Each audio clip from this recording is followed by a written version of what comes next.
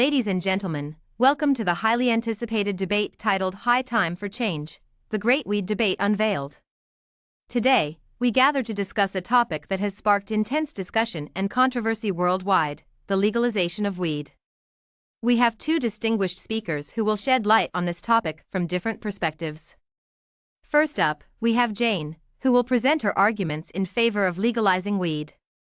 Following her, we have Adam, who will provide counterpoints against its legalization. Without further ado, let's commence this thought-provoking debate with Jane as our opening speaker. Thank you, Amanda, for the introduction. Ladies and gentlemen, today I stand before you to argue in favor of legalizing weed.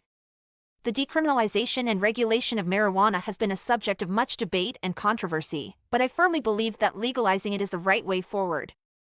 My first argument is regarding the potential economic benefits of legalization.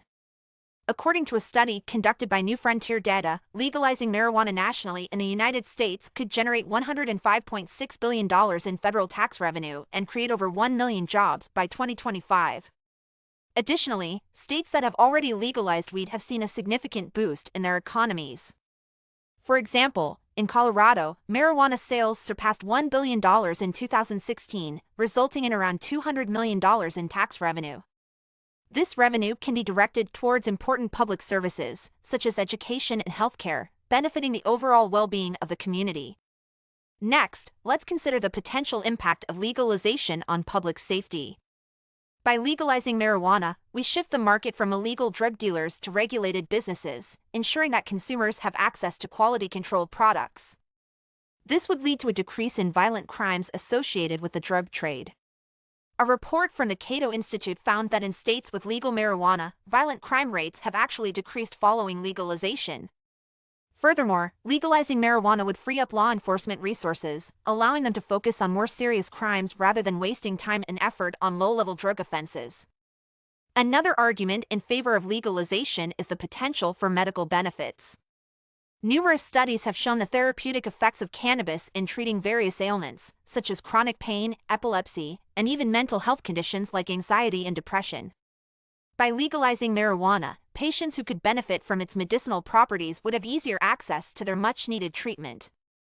This could result in improved quality of life for patients and reduce the reliance on potentially addictive opioid medications, which are currently a major public health concern.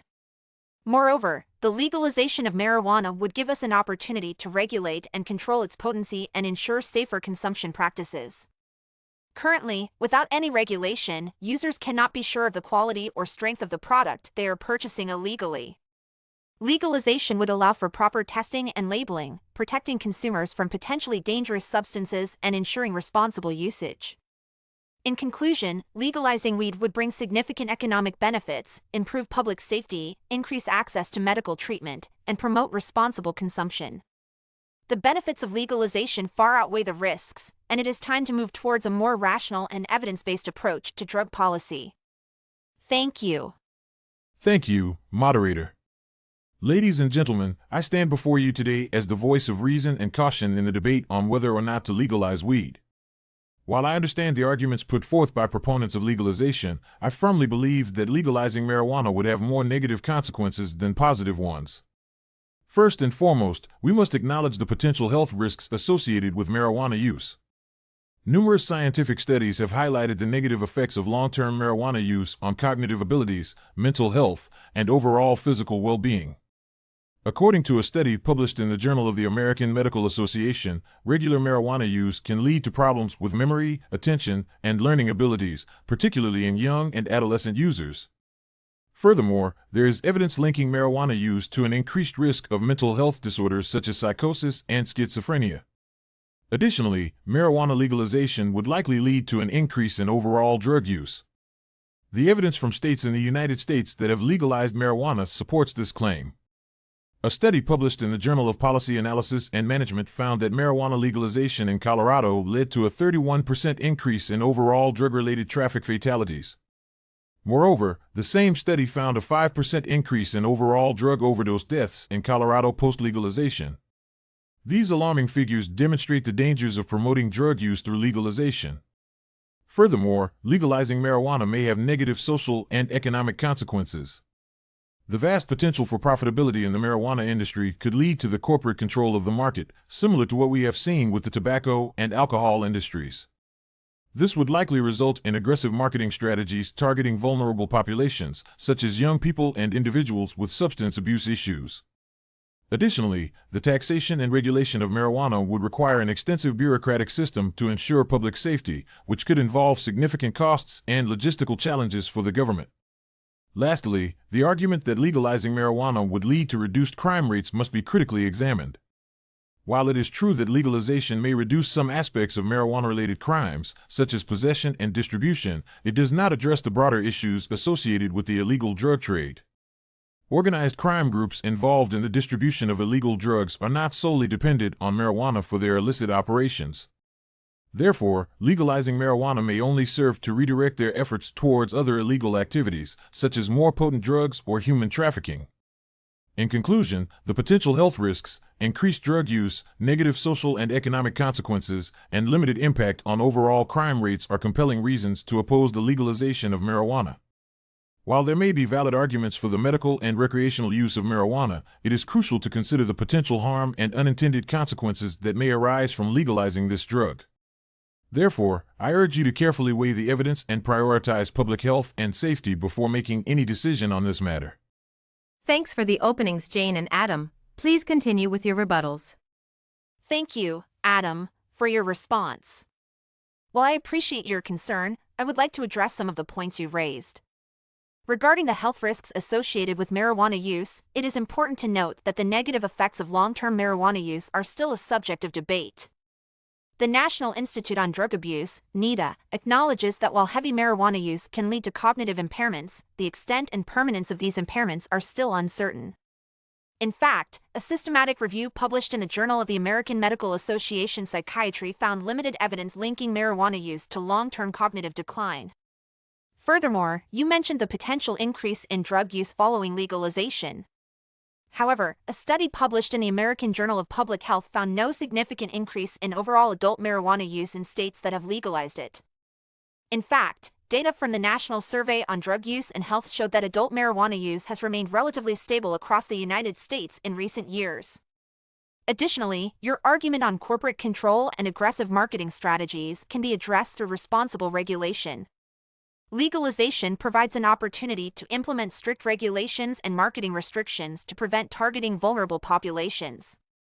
Just as we have done with alcohol and tobacco, proper regulation can mitigate the negative social and economic consequences. Lastly, your concern regarding organized crime's involvement in the drug trade is valid, but it is essential to recognize that legalization can disrupt their operations. A study published in the journal Regional Science and Urban Economics found that marijuana decriminalization in some states has led to a decrease in violent crime rates, indicating that legalizing marijuana can have a positive impact on overall crime rates.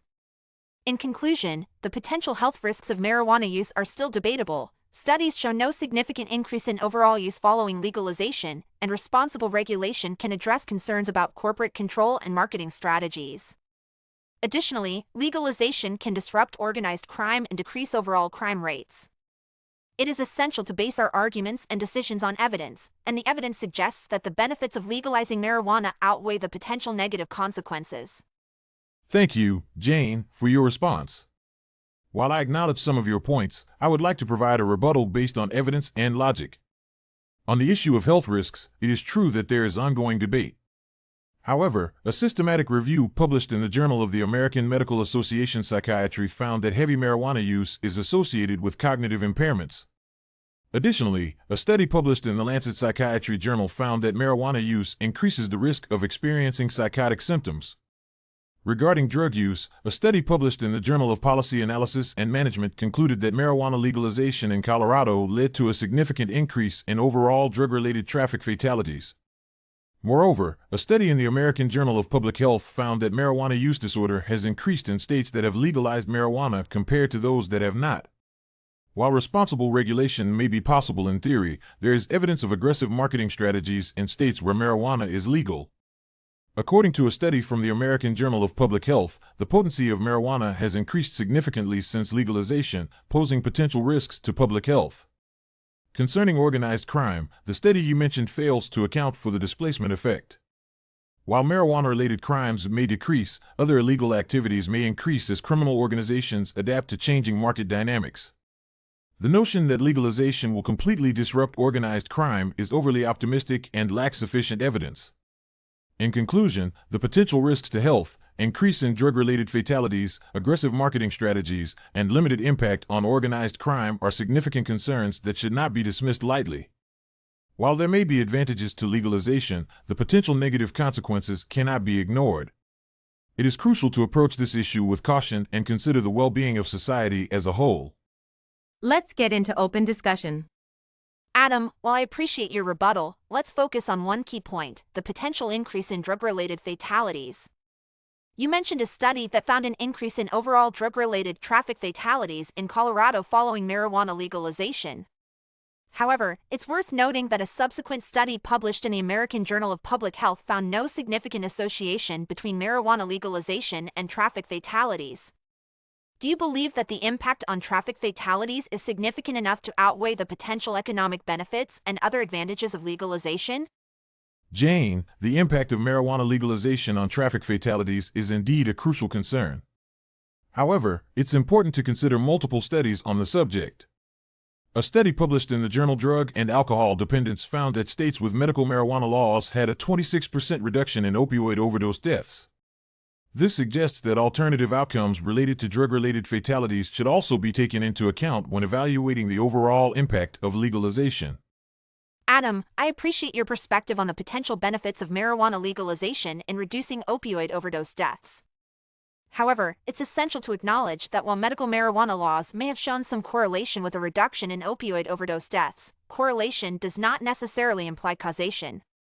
Given the complexity of the opioid epidemic, can we solely rely on marijuana legalization as a solution, or should we prioritize evidence-based approaches that include comprehensive prevention, treatment, and harm reduction strategies? Jane, while it is true that marijuana legalization alone may not be a comprehensive solution to the opioid epidemic, evidence suggests that it can play a role in reducing opioid-related harm.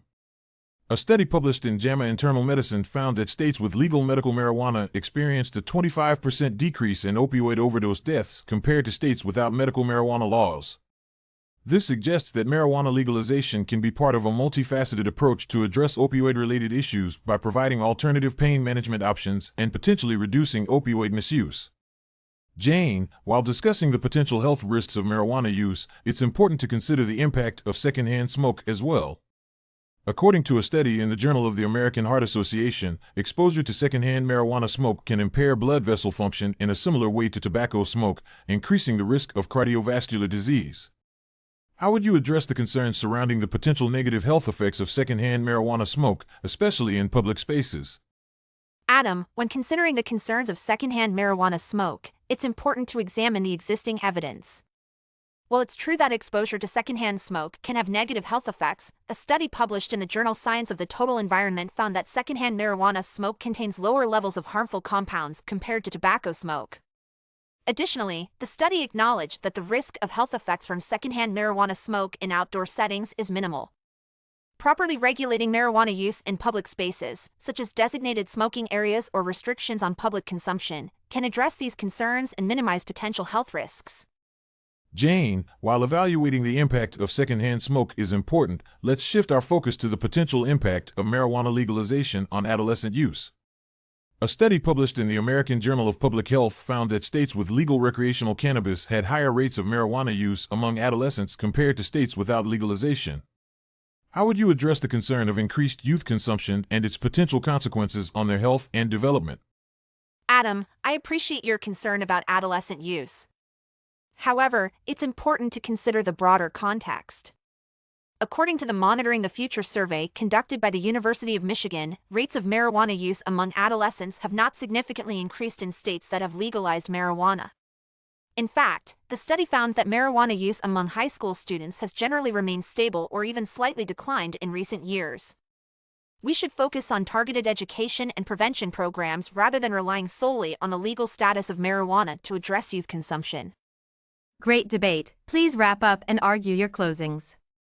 Thank you, Adam, for bringing up the concern of increased youth consumption. While I understand the potential worries, it is essential to consider the broader context and the effectiveness of prevention strategies. Studies have shown that legalization alone does not necessarily lead to increased marijuana use among adolescents. For instance, a study published in the Lancet Psychiatry journal found that the implementation of medical marijuana laws did not increase adolescent marijuana use. Instead of relying solely on legal status, we should focus on evidence-based prevention programs, education, and parental involvement to address youth consumption. Efforts such as the Talk They Hear You campaign by the Substance Abuse and Mental Health Services Administration have proven successful in empowering parents to initiate conversation with their children about drug use. In conclusion, legalizing marijuana brings numerous potential benefits, from economic gains to improved public safety and increased access to medical treatment.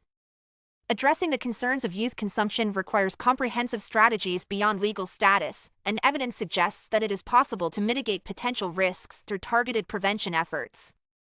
It is time to move towards a more informed and nuanced approach to marijuana policy that prioritizes public health, safety, and individual liberties.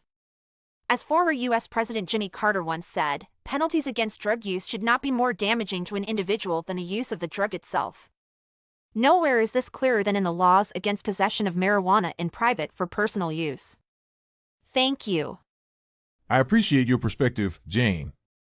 However, we must carefully consider the potential consequences of marijuana legalization in our society. While some studies may suggest limited impact on certain aspects, it is crucial to consider the broader picture. The evidence regarding the health risks of marijuana use remains a significant concern. Studies have shown the potential for cognitive impairment, mental health disorders, and even cardiovascular risks associated with marijuana use. These risks, particularly among vulnerable populations such as adolescents, cannot be ignored. Furthermore, the potential increase in overall drug use, negative social and economic consequences, and limited impact on organized crime should not be taken lightly. The dangers of aggressive marketing, increased potency, and the displacing effect on criminal activities need to be addressed with caution. In closing, it is crucial to consider the long-term implications of marijuana legalization beyond short-term potential benefits. As Thomas Jefferson once said, "I am not an advocate for frequent changes in laws and constitutions, but laws and institutions must go hand in hand with the progress of the human mind." Let us strive for evidence-based approaches and comprehensive strategies that prioritize public health, safety, and the well-being of our society as a whole. Thank you. Thanks everyone. Let's have a few questions. Jane, considering the potential risks and public health concerns associated with marijuana use, how would you propose implementing measures to ensure that legalization does not lead to a significant increase in cannabis-related health issues, particularly among vulnerable populations such as young individuals and those already prone to substance abuse? To address the potential risks and public health concerns, implementation of strict regulations, age restrictions, and education campaigns are essential. By establishing clear guidelines for responsible use, providing accurate information about the risks, and offering support for individuals struggling with substance abuse, we can mitigate potential health issues and protect vulnerable populations. Adam, in light of the potential benefits associated with marijuana as an alternative pain management option, how would you address the argument that legalizing marijuana for medical purposes could provide relief to patients suffering from chronic pain, while also potentially reducing the burden on healthcare systems by offering a more cost-effective and potentially safer alternative to prescription opioids? While the potential benefits of marijuana as an alternative pain management option are worth considering, it's important to prioritize evidence-based approaches. Currently, there is insufficient scientific consensus on the effectiveness and safety of marijuana for medical purposes, and there are alternative pain management options available that have undergone more rigorous testing and regulation. Adam, you've made several points highlighting the potential negative consequences of legalizing marijuana. Considering the increasing acceptance and legalization of marijuana in various regions worldwide, how would you propose addressing the demand for it and the existing societal issues related to its illegal trade? To address the demand and societal issues related to the illegal trade of marijuana, we should focus on implementing comprehensive drug policies that prioritize education, prevention, and treatment. This includes investing in public health campaigns, providing accessible and evidence-based addiction treatment, and promoting responsible drug use through regulatory frameworks. Ladies and gentlemen, let's take a moment to review the arguments presented in this debate on the legalization of marijuana. Adam raised several valid concerns regarding the potential health risks associated with long-term marijuana use, the increase in overall drug use, negative social and economic consequences, and the limited impact on overall crime rates. Jane, on the other hand, emphasized the potential benefits of legalization, such as alternative pain management, potential reduction in opioid-related issues, and the opportunity for better regulation and targeted prevention strategies. While both speakers presented well-reasoned arguments, based on the points scored during this debate, Adam has accumulated 2 points while Jane has accumulated 0 points. Therefore, by a margin of 2 points, Adam is the winner of this debate. In concluding this debate, it is important to acknowledge the complexity of the issue at hand. The legalization of marijuana is a topic that evokes passionate discussions from diverse perspectives. It is clear that there are valid arguments on both sides, with considerations ranging from public health and safety to economic opportunities and individual liberties. As the debate unfolds, it is crucial to continue researching and evaluating the potential benefits and drawbacks of marijuana legalization, as well as implementing well-regulated frameworks that prioritize public health, safety, and responsible use. Ultimately, the decision on whether to legalize marijuana and its potential impacts will depend on careful examination of existing evidence, societal values, and the ability to strike a balance between individual freedom and safeguarding the interests of the greater public. Thank you to both speakers, Adam and Jane, for their thought-provoking arguments, and thank you to the audience for their attentive participation in this important discussion. Let us continue exploring and engaging in conversations that shape our collective understanding of this complex subject.